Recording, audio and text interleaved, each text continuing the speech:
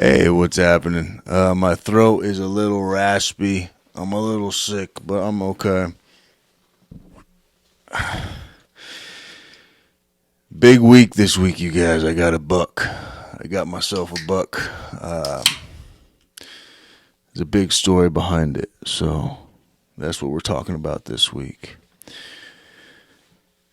Yeah, so me and my brother have been talking about how we're going to go out there. Charlie, what are you doing? We're going to go out there and we're going to get ourselves a big buck. And we determined a location.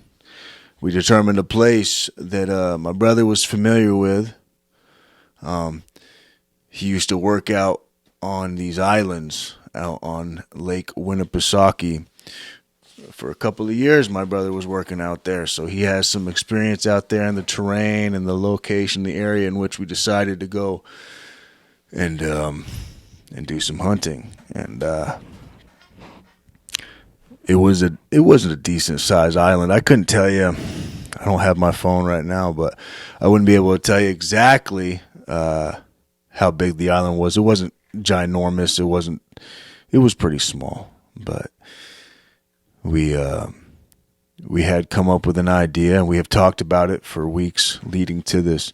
First and foremost, everybody, please like, follow, and subscribe to the Treeline Podcast. Obviously, this is a little unorthodox. I'm just jumping right into it. I'm a little sick for one, and two, I got a buck this week, or last weekend, which is a big deal. I'm 36 years old. I've never killed something hunting before, so this is huge for me. And my brother was there with me, and we did this together. And it was like, it was a moment in which it was a moment in which we both knew that our father, in which the rifle that, let's just get into it. All right. Please, like, follow, subscribe, Treeline Podcast, okay? But yeah. So, as you all know, about 2 months ago, I moved up north. And now I'm living in New England, back where I grew up. And I've been trying to get back into my old ways. I've been trying to reawaken the spirit in which I had when I was a child. And that spirit, I began to reawaken it. And not even just talking about the hunting thing. And we can talk about this in another podcast, but we're talking about psychedelics. We're talking about I am no longer in the mindset that this is it. All right. I'm in a different mindset now. But this has nothing to do with my family. It has nothing to do with the hunting trip or anything like that. This is just something else that we're going to talk about later on. But I have made a profound step forward in my life, experimenting with something recently. And if you all have ever heard of DMT, that's what I'll be talking about next episode. But for this episode, just be mindful that I am going to be, I'm going to talk spiritually about it because it was a spiritual experience hunting and taking the life of this beautiful animal that I know is going to nourish and it's going to nourish my family. It's going to nourish my nieces and nephews. It's going to nourish my brothers and sisters, hopefully, if she's into it. And then my mother and my cat, right? Charlie right here.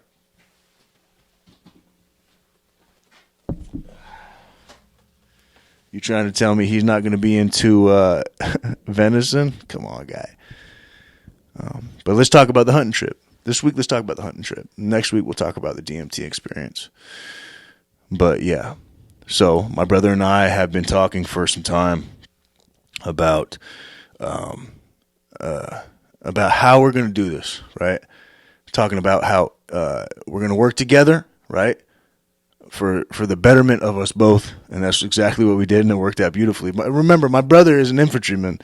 He is an Army airborne cat, so he is not unfamiliar with the woods by any means. He's a woodsman. He not only can build things, he can create beautiful things out of wood, but this man is, spent ample amount of time in the bush with the grunts, in the trenches with the grunts. So you know what I mean? Like, he is an infantryman, hands down.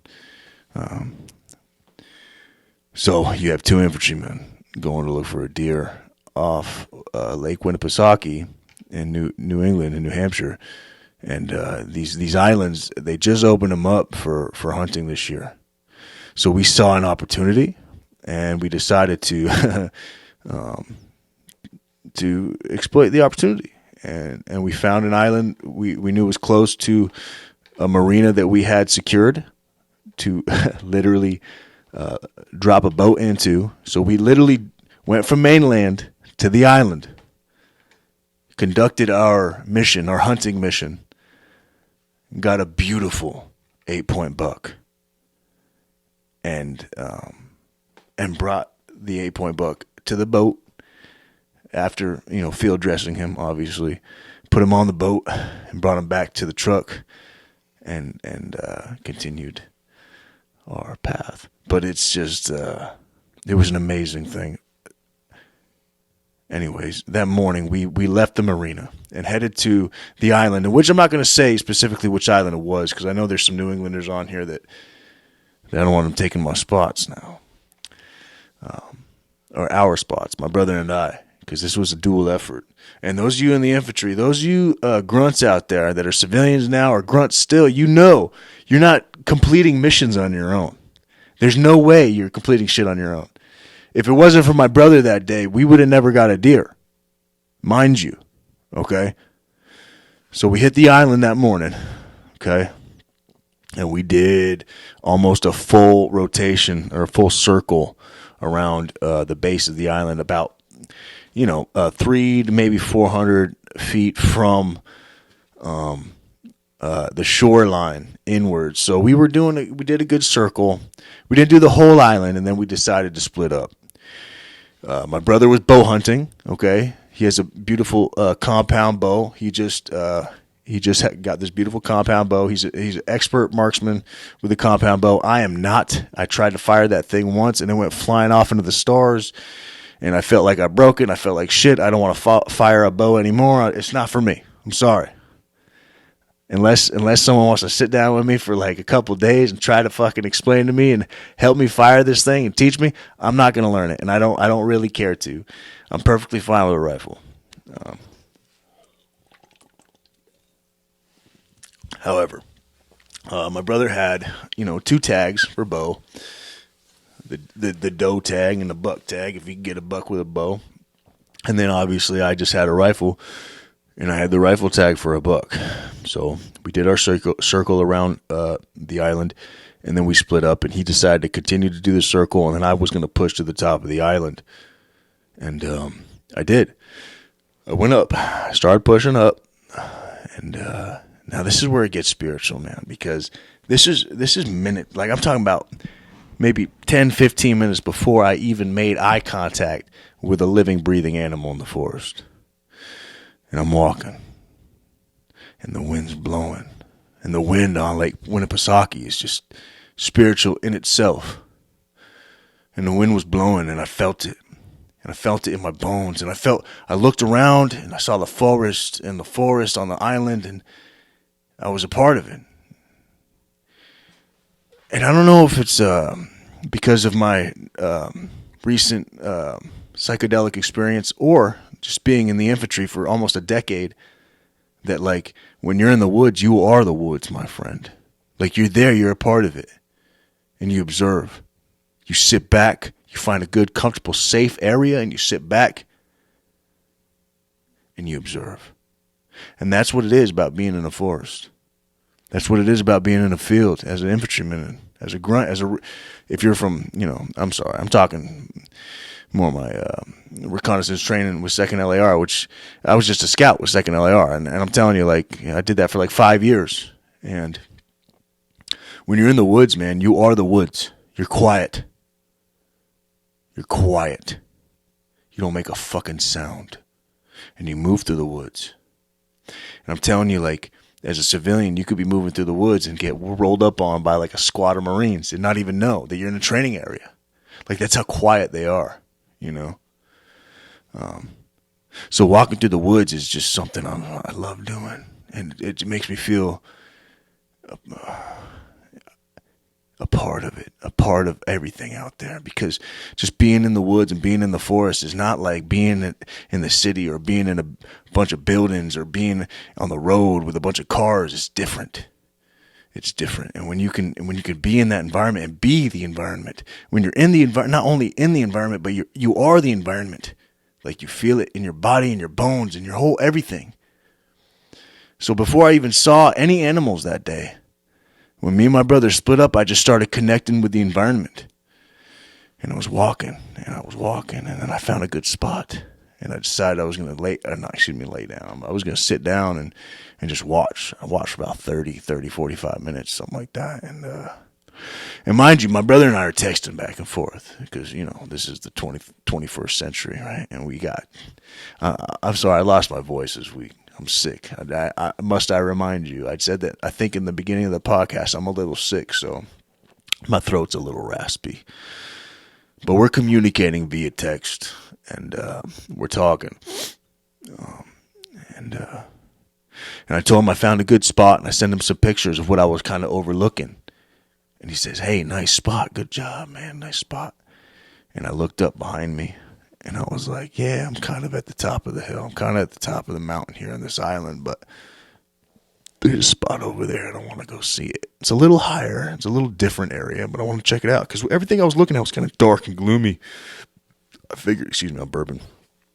I figured it would be nice for like, if an animal or a deer, obviously we're hunting deer, but if a deer had wanted to, be covered and concealed, I figured it'd be a nice area to do that.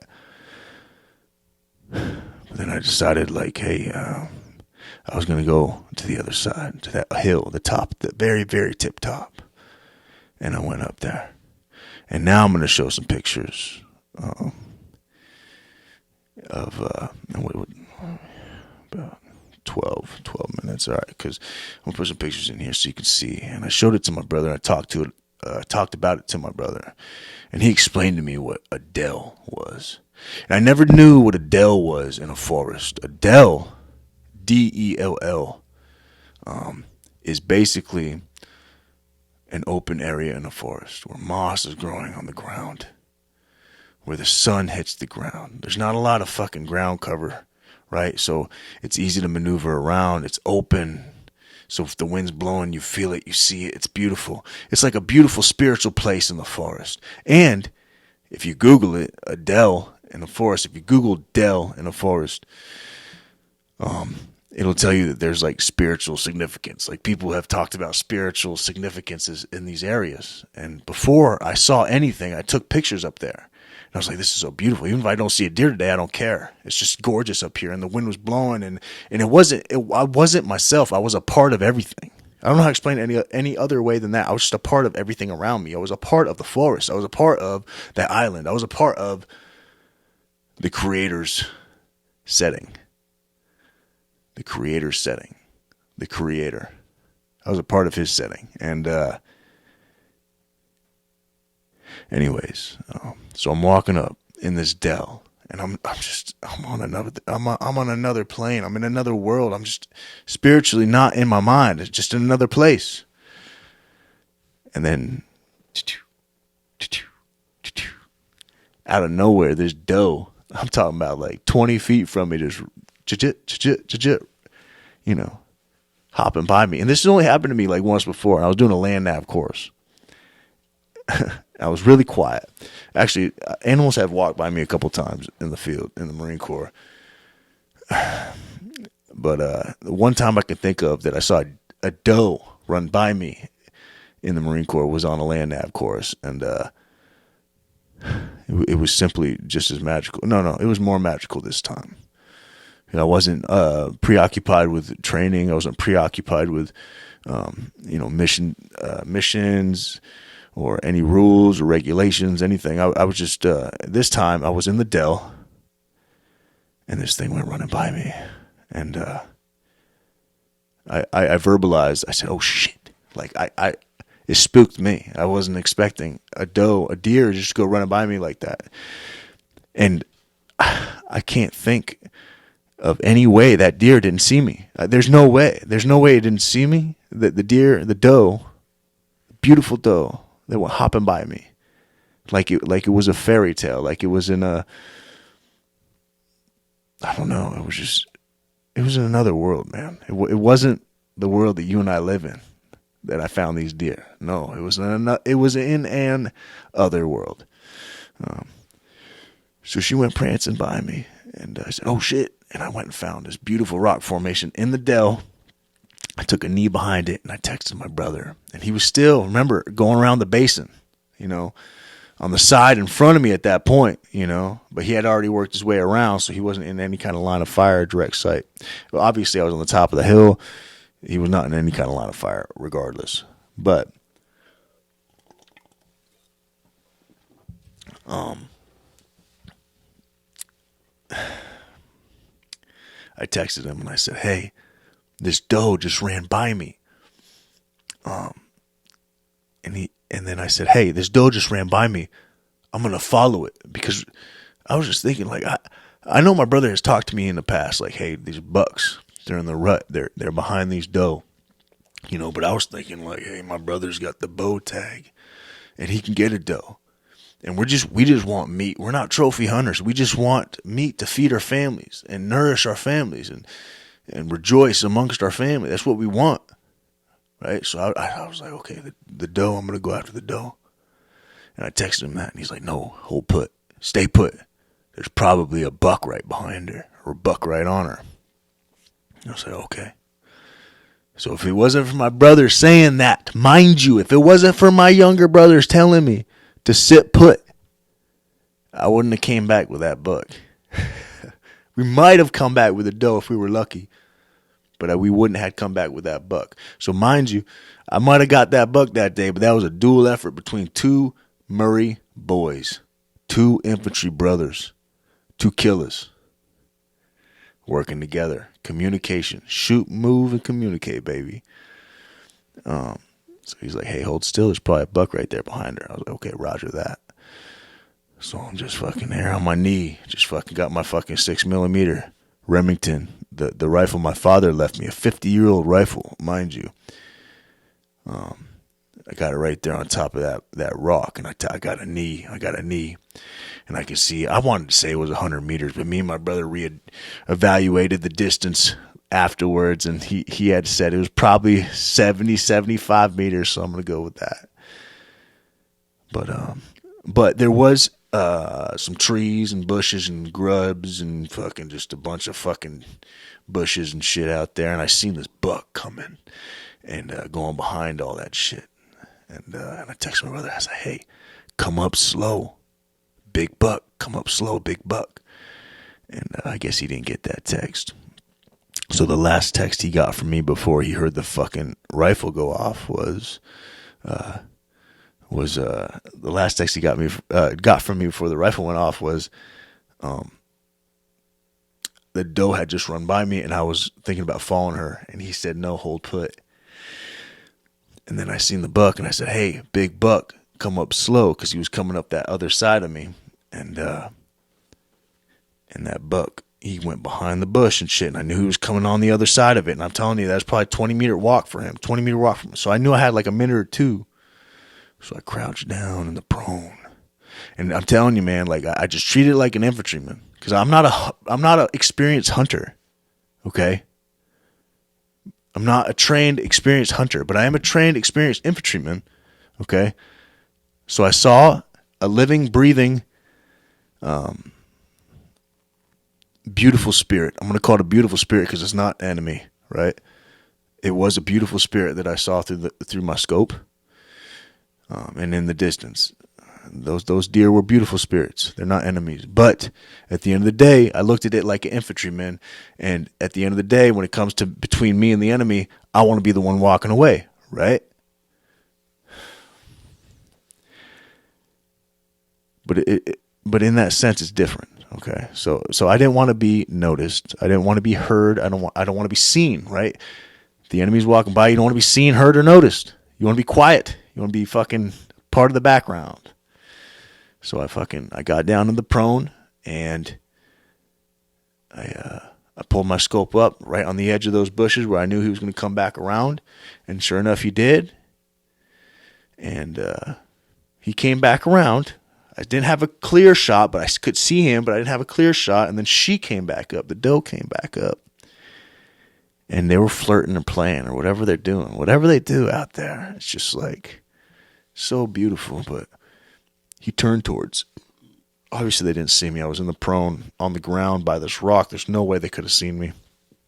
Yeah, I was wearing like a red plaid hunting jacket so that other hunters don't shoot me. But I was on the ground. There's no way they could have saw me. And they were just in their own world.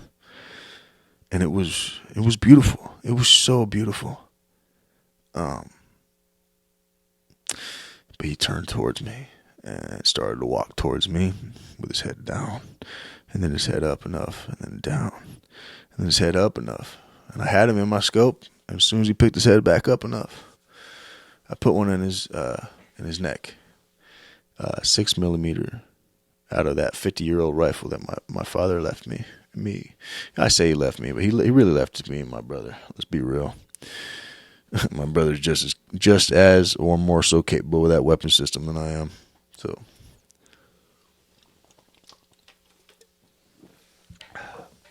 well, that deer did go down. That deer went down instantly. I saw it in the scope, just a spatter of blood through the neck, and then he went down. He tried to get back to his feet and take off, but he couldn't. He couldn't get back on his feet. So my brother obviously heard the round go off, and he made his way towards me, and we rejoiced. And the first thing my brother said to me, another infantryman, an army infantryman, he comes up the mountain. Before even looking at the deer, he knew I got a deer. He didn't need to fucking look at the deer. He didn't need to see the fucking antlers. He didn't need to see shit. He knew what had happened. He didn't need to see nothing. The first thing he said to me was, "Happy Veterans Day," and we hugged each other. And then we rejoiced. We rejoiced in this bounty, and we talked about it. And I showed him my position. We evaluated the whole situation, the area, kind of debriefed, and then we drug the deer out of the woods. But I do want to say it was a quick hunt. We hit the island, I want to say 7:30 in the morning, and we were out of there on the boat again towards the marina, back to get out of there probably around 10. We were in the woods for maybe 2.5, 3 hours. And we came out with a 8-point buck. And we got plenty of meat for the nieces and nephews, for the family. And we're going to rejoice. And it's going to be fucking phenomenal. My mother came to me. She said that she doesn't condone it, and I don't blame her. Like, I mean, come on, I love animals. Look at this. This cat is my fucking life, right? I love animals. I love people. I guess I don't know. I don't love all people. Some people I don't love. Some people I hate. But I'm in a different state of mind now. It's like we're not humans or animals. We're spirits, man. We're spirits. And we're here for a short time in this realm.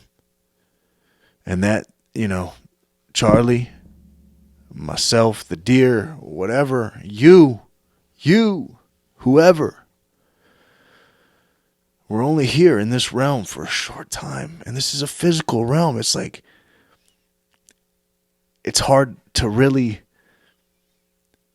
fuck up, right? There's too many boundaries in this realm. I don't know. I did DMT recently, and I'm telling you, like, this realm is the easy one. Once this all breaks away, man, like, if you've done DMT, if you've had a psychedelic experience, if you've had an experience like that, okay, let's not get into it, because that's going to be next episode, right? Let's talk about the hunt. But they go hand in hand, because that day, I had a spiritual connection with that deer. And I had a spiritual connection with my brother. I had a spiritual connection with that island. I had a spiritual connection with that dell on top of the island, on top of that mountain, on top of the island. And it's spiritual in the sense that it's there because it's allowed to be there, because he, the creator, allows it. And I don't want to get too much into the DMT experience. I'm going to do that next episode because I don't want to chase people away from this one, but they do go hand in hand. This hunt and that DMT experience do go hand in hand because they were so close to each other, and they were two huge, profound experiences in my life. And I'm 36 years old, and they happened within 24 hours of each other. So I don't know if that means anything, but it's just something to behoove of.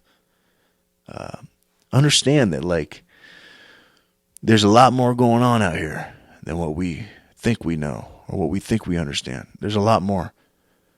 And those deer that we're hunting, those animals that we are praying that the Creator blesses us with, those animals might be more in tune with whatever spiritual realm is going on, right, than we are. We're in this self-created reality. Like, I mean, we build buildings and houses and fucking cars and roads and all this shit. Like, this is not natural, dude. We're living in, like, this is a realm, right? And we just created boundaries that make it easier to live in the realm. You know what I'm saying? Like, do some DMT. You kind of understand what I'm saying.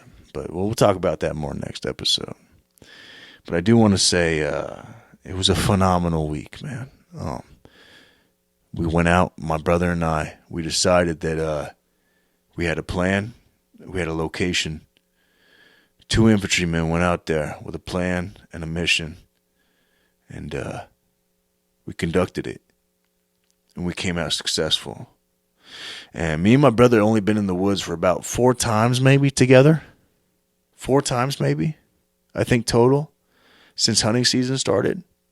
And 2 of the times, I say 2 of the times we've been successful. 1 time we came out with a deer, right?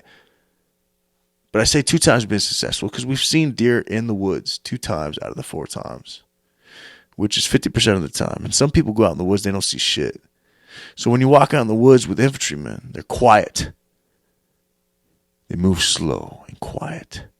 And they're very cognizant of every fucking step they take, right? And where they're laying their foot down and how they're laying their foot down. Nature appreciates that, right? And I listen, man, I don't want to drop names, but I've been talking to some homies, old infantry cats, and they're guides now. They're hunting guides, or they're training other hunters, or they're training other fucking marksmen. They're guiding hunters in the woods into finding these animals because they know how to walk through the fucking woods. You see what I'm saying? Infantrymen are built to walk through the woods. Best trained on this fucking continent to walk through the woods. So I don't know. Maybe that's why we're doing well, is because we have the experience to be in the woods. Either way, I guess that's it for this week. All right, we're gonna cut it. But hey, great hunt. And tomorrow I'm gonna record another episode. We'll talk about the DMT experience, but mind you, this animal is gonna feed my family, my nieces, my nephews, brothers and sisters, if she's cool with it. And then it's not a trophy thing. We're not in it for trophies. I love you guys, and keep it real. Remember, stay humble.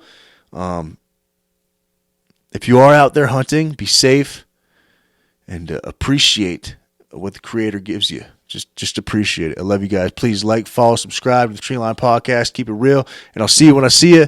Otherwise, be safe out there. Later.